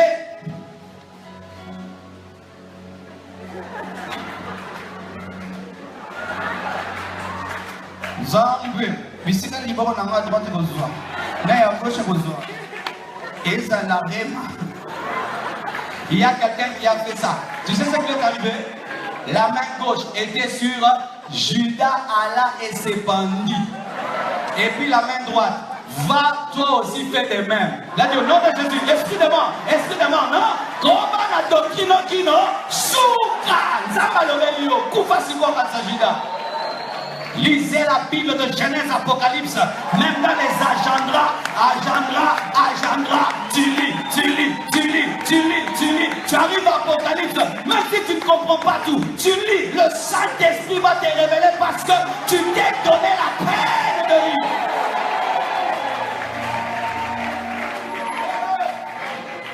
Alléluia. Quand je prêche comme ça, je vais toujours sur internet et j'écoute. Et puis je dis, comment j'ai dit là? Je vais dire le. Pourquoi j'ai dit le? Je vais dire là. Mais non, mais là je n'ai pas bien conjugué. Des fois je vois, je dis, mais comment? Pourquoi? Pourquoi on va bien? Et ça te fait dans ça. Dans le Saint-Esprit, ne pas le en désordre, là en désordre. Oui. Mon fils commence à aller à l'église. Quand il n'allait pas à l'église, il était premier de la classe. Depuis qu'il va à l'église, il commence à être dernier de la classe. Vous pensez que je vais respecter cette église? Même si craint Dieu, même si c'est scientifique, vous pensez que je vais respecter cette église? C'est pourquoi tu fais insulter l'église. C'est pourquoi tu fais insulter les pasteurs. Comme si on te dit de ne pas te donner à tes études. Nous tous, on ne sera pas des pasteurs. Et d'ailleurs, même si tu deviens pasteur, tu dois maîtriser, tu dois être intelligent. Sinon, l'église de l'Église Maël, il y a un pasteur, ses fidèles étaient plus intelligents que lui, ils l'ont baptisé 2 fois. Il dit, pasteur, on a reçu la révélation qu'il faut être baptisé au nom du Père, du Fils et du Saint-Esprit. On a rebaptisé le pasteur. Après le baptême, il y a tout qui est beaucoup singa. Alléluia. Dis à ton voisin, tous les domaines de ta vie. Tu ne peux pas être là, tu es très spirituel, tu négliges ton foyer. Jamais. Alléluia. Jamais. Tu négliges ton foyer. Jamais. Tu es très spirituel, tu négliges de travailler. Jamais. Lorsque tu es spirituel et tu négliges le travail, mon frère, tu seras pauvre. Tu seras pauvre. Lorsque tu es spirituel, tu négliges ta santé. Bien aimé, tu auras un problème avec les moustiques. Parce que ce n'est pas le Saint-Esprit qui viendra curer ton caniveau. Ce n'est pas le Saint-Esprit qui viendra veiller sur tes draps. Ce n'est pas le Saint-Esprit qui va veiller sur ton esprit. Ce n'est pas le Saint-Esprit. Tous les domaines, Dieu veut que tu puisses être équilibré. Ça fait un bout de temps, je me suis mis au sport. Bien aimé. J'avais atteint 92 kilos. Et je vous assure, quand je prêchais, des fois j'avais des douleurs au niveau de mon cœur. Mais aujourd'hui, je peux prêcher 3 cultes sans problème. Et puis même un 4e culte sans problème. Lundi, je fais du sport 2 heures du temps. Alléluia. Pourquoi? Le corps, c'est un instrument de travail. Là où mon corps s'arrête, mon ministère s'arrête. Le jour que mon corps s'arrête, mon ministère s'arrête. Alors si je sais que mon corps peut arrêter mon ministère, oh, je veille sur mon corps. Aujourd'hui, avant de venir prêcher, j'ai fait même quelques pompages en état de gêne.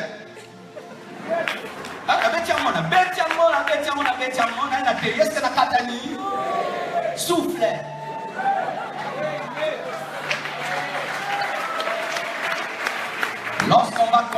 temple, on va faire une salle de gymnastique. Tous les collaborateurs, une fois par semaine, vous devez aller là-bas. Je vous dis, obligatoire, tu dois aller là-bas. Tu dois aller là-bas, vraiment, moi-même, je viens, je te coach. Oh, dis amen. Oh, demandez au pasteur Bishop, c'est moi son coach de sport. D'autres sont venus, vous avez fui, vous devez revenir. Tous les domaines de ta vie, et je t'assure, tu es rempli de l'esprit, tu es en bonne santé, tu te sens bien, et tu manges tes légumes. Complet. Vous sentez présence à Saint-Esprit, à ma ange. Chaque fois qu'il y a un déséquilibre, il y a une douleur. C'est pourquoi si pendant seulement 10 minutes, tu te dresses seulement sur un de tes pieds, tu vas sentir une douleur parce que Dieu n'a pas prévu que tu sois sur un seul pied. Il a prévu un équilibre entre deux pieds. Et chaque fois qu'il y a un déséquilibre dans ta vie, il y aura une douleur. Pourquoi? Le domaine que tu prends au sérieux va trop supporter le domaine que tu ne prends pas au sérieux.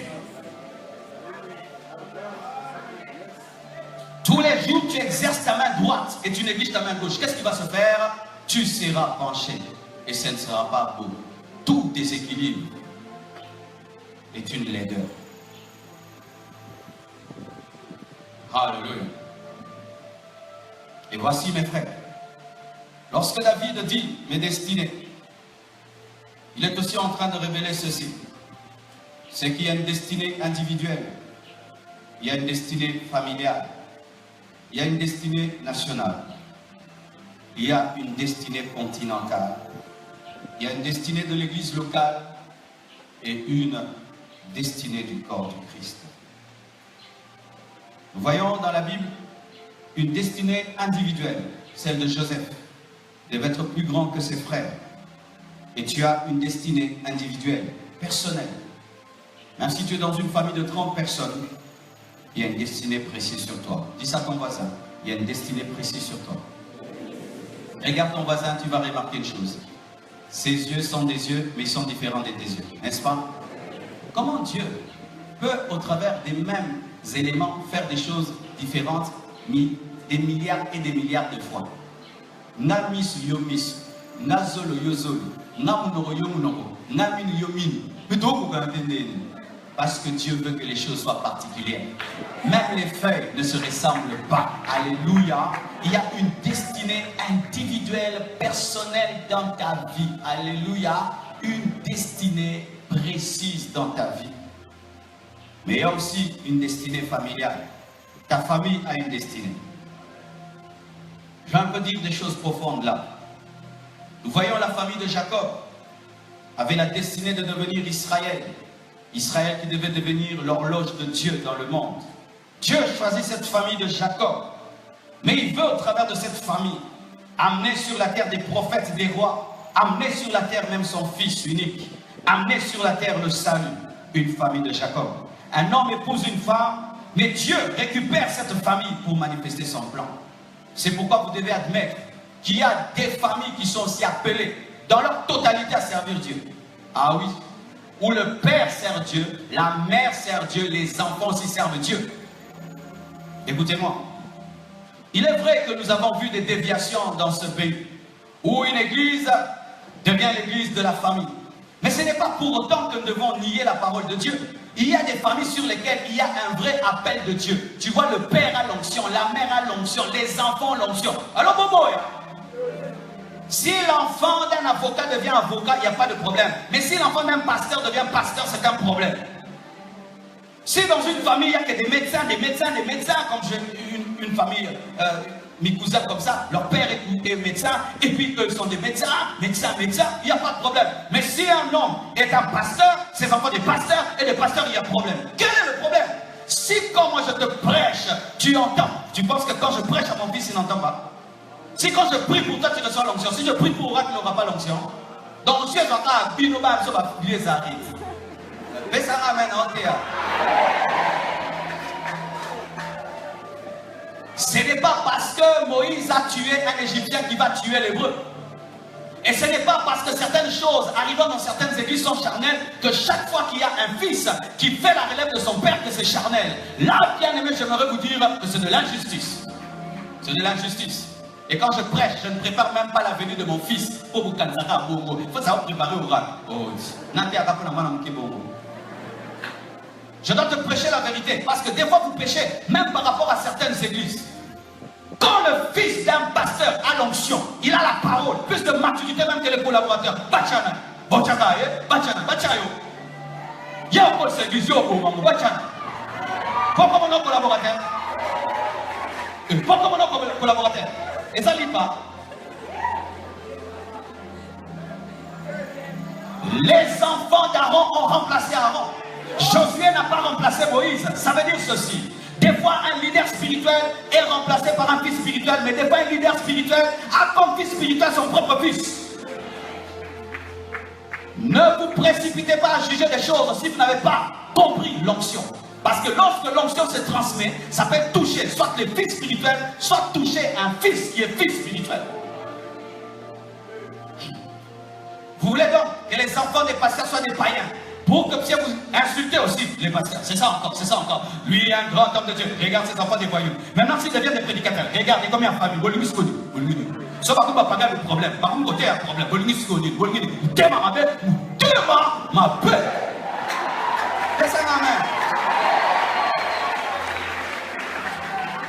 So dit yo moi sinon à terre a problème, il y a un à terre combien de familles. Vous demandez ma peu. Il y a eu à terre, il y a un terre à terre. Give me a man I preach.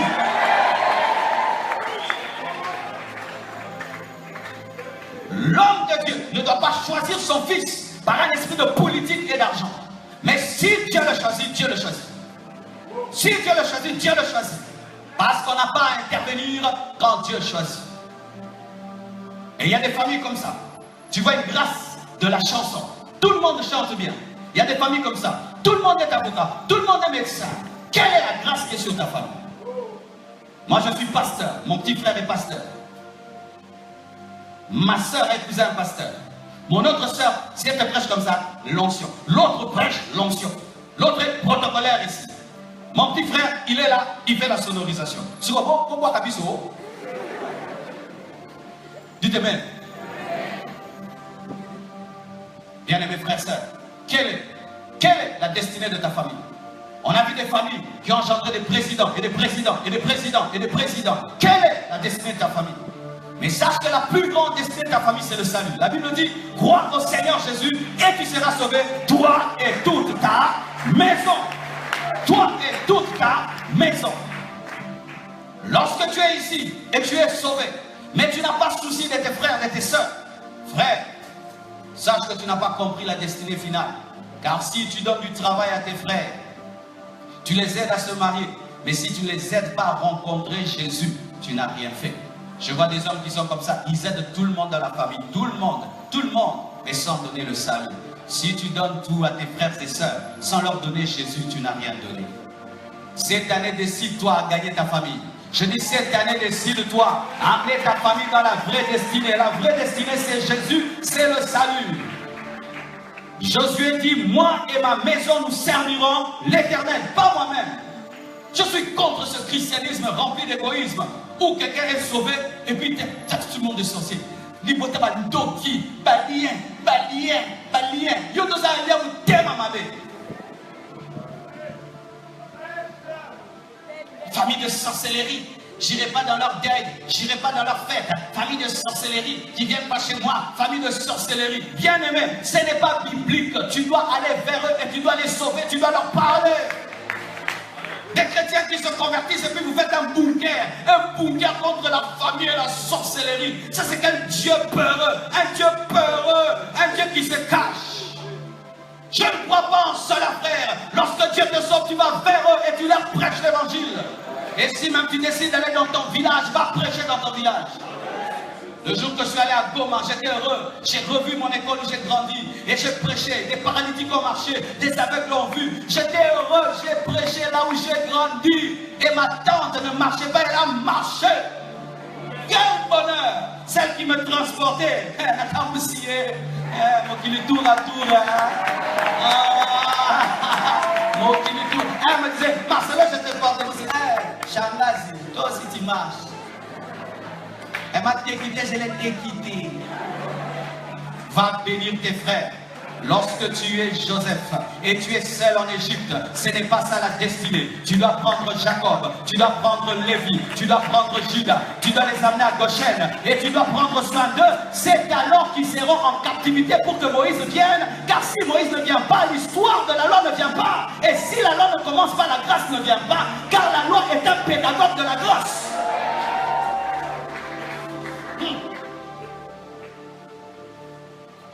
Ta famille.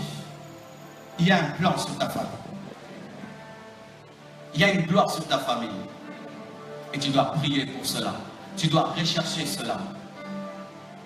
Et cela t'arrivera.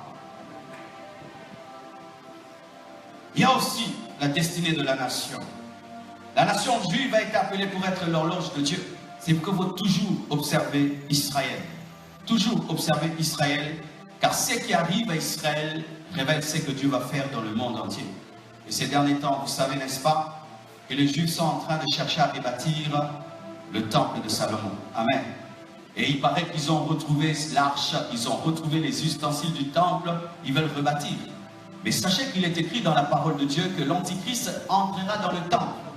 Donc c'est le temple rebâti dans lequel il entrera. Et s'ils veulent rebâtir, donc l'Antichrist est proche. Et si l'Antichrist est proche, donc Jésus est proche, car l'enlèvement aura lieu avant l'Antichrist. Vous imaginez un homme épouse une femme, ils fondent une famille, mais Dieu dit ce sera mon horloge. Vous allez engendrer une nation qui est mon horloge. Frères et sœurs, j'aimerais vous dire que même le Congo a une destinée. Les Congolais ont une onction de voyage. Même au pôle Nord, tu vas trouver un Congolais. Les Congolais, même si tu pries pour lui, il dit je vais aller à New York. Quand il arrive à New York, après 5 ans, il te dit, pasteur, je vais aller plus loin. Vous savez pourquoi? Nous avons l'onction missionnaire qu'on ne connaît pas. Le missionnaire, il veut toujours aller plus loin. Comme Jésus disait, je dois aller de l'autre bord. Lorsque nous allons comprendre cela, bien aimé, nous allons remplir ce monde de vrais missionnaires. Mais la maladie, la voici. C'est que souvent nous voyageons pour des intérêts égoïstes. Nous voyageons par cupidité. Nous voyageons pour fuir la misère. Mais le jour que nous allons voyager pour gagner les âmes, alors Dieu va utiliser cette nation. Lorsque l'église primitive est restée au même endroit, Dieu a envoyé la persécution. Et c'est lorsque Philippe est allé prêcher en Samarie, il a fui en Samarie qu'il a sauvé. Frères et sœurs, cette nation sera puissamment utilisée par Dieu pour l'évangélisation finale. Je vous dis, Congolais, préparez-vous, Dieu va vous utiliser. Tu vois ce que tu entends ici, tu vas le prêcher aux Japonais, tu vas le prêcher aux Chinois, tu vas le prêcher aux Japonais, tu vas le prêcher en Thaïlande, tu vas le prêcher au Maroc, tu vas le prêcher, je dis tu vas le prêcher, tu vas le prêcher. Beaucoup ici, vous êtes des serviteurs de Dieu, vous êtes des missionnaires. Et sachez ceci, pour être missionnaire, il faut être à plein temps. Tu peux être docteur quelque part, tu es missionnaire. Tu peux être ambassadeur quelque part, tu es missionnaire. Je dis tu peux être en mission quelque part, professeur quelque part, tu es missionnaire. Qui vous dit que pour servir Dieu, il faut abandonner les études, arrêter de travailler? Non, tu peux travailler, mais tu sers Dieu. Daniel était un ministre, mais il servait Dieu.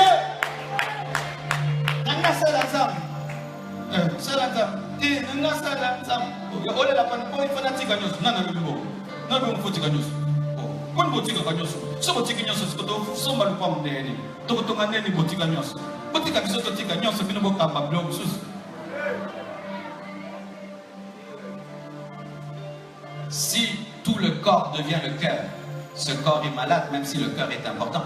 Et si tout le monde devient à plein temps l'église meurt. Bien-aimés frères, toi qui vas arrêter les études, toi qui vas arrêter de travailler, est-ce que Dieu t'a dit?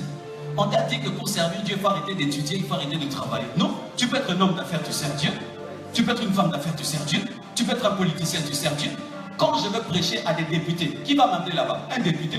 Si je veux prêcher à des sénateurs, qui va m'amener au Sénat? Un sénateur. Si je veux prêcher à des médecins, qui va m'amener là-bas? Un médecin. Si vous venez sur votre ticket, ton terre va passer. Bientôt, je vais aller quelque part prêcher à des footballeurs. Un footballeur va me payer le billet. Il va tout faire. Je vais aller en Belgique prêcher à des footballeurs. Alléluia. Qui m'a emmené là-bas? Un footballeur. C'est seulement un footballeur qui peut dire à ses amis, venez écouter la parole de Dieu. Mais si moi-même je viens, est-ce qu'ils vont venir? Parce que yo, ça n'a grâce, les abat, chobo, yababu. Yon dit, Betabaye, aussi Bakisité, Betabaye. Voilà, je suis en train de prêcher ici, il y a quelques personnes qui m'entendent. Mais lorsqu'un caca marque un but et puis il enlève son polo et c'est écrit Jésus-Christ est roi, le monde entier, France 24, le monde entier le sait. Plus qu'une croisade d'évangélisation de Renard Bonke. Vous devez changer votre conception de l'évangélisation. L'évangélisation aujourd'hui, ce n'est pas seulement le porte-à-porte.